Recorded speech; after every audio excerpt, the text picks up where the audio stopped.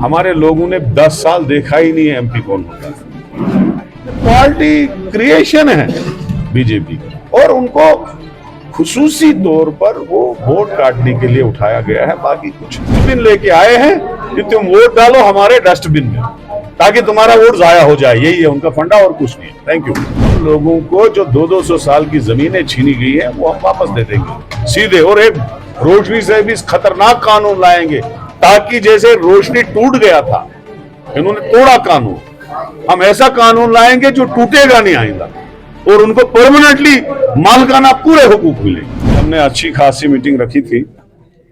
बारिश बहुत ज्यादा बाहर पड़ रही है, बारिश की वजह से हमें फिर ये अंदर करनी पड़ी और यहाँ जितनी कैपेसिटी थी उतने लोग आए हैं। मुझे अपनी कॉन्स्टिट्यूंसी के लोगों पे पूरा भरोसा है, इनको सच और झूठ में फर्क करना आता है। हमारे लोगों को 10 साल डॉक्टर जितेंद्र सिंह का चेहरा नसीब नहीं मिला। एक बार आके यहाँ थोड़ा सा कहीं क्या बोलते हैं मीटिंग ही कर लेता, एक प्रोग्राम ही रख लेता, कभी नहीं रखा। हमारे लोगों ने 10 साल देखा ही नहीं है एमपी कौन होता है।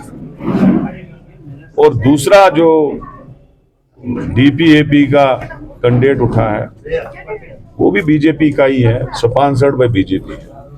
वो तो अया है, अब सब लोगों को पता है, उसमें कोई शक नहीं।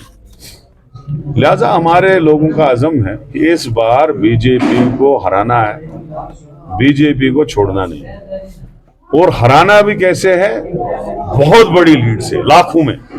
तो इसलिए आज हमने मीटिंग की, हमारे लोग लगे हुए हैं, गांव-गांव मीटिंग शुरू हो जाएगी सुबह से। तो आने वाले वक्त में हम बड़े जलसे भी यहाँ करेंगे 19 से पहले।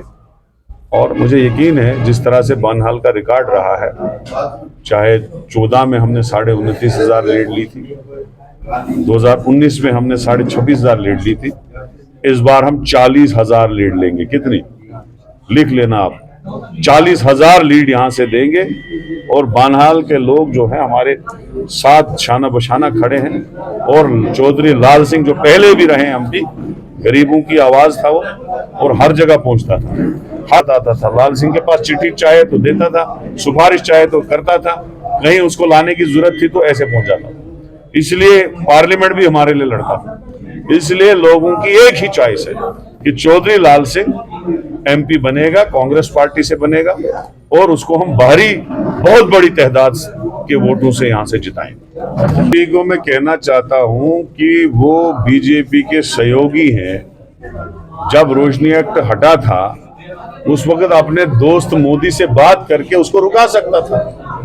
आप अगर दावे कर रहे हैं वो तो अब हम करेंगे ना, वो तो हम बोल रहे हैं हर तकरीर में कि जो सरकार जमीनें छीने वो सरकार निकम्मी है, और हम लोगों को जो 200 साल की जमीनें छीनी गई है वो हम वापस दे देंगे सीधे, और एक रोशनी से भी खतरनाक कानून लाएंगे ताकि जैसे रोशनी टूट गया था, इन्होंने तोड़ा कानून, हम ऐसा कानून लाएंगे जो टूटेगा नहीं आइंदा और उनको परमानेंटली मालिकाना पूरे हुकूक मिलेंगे। Thank you.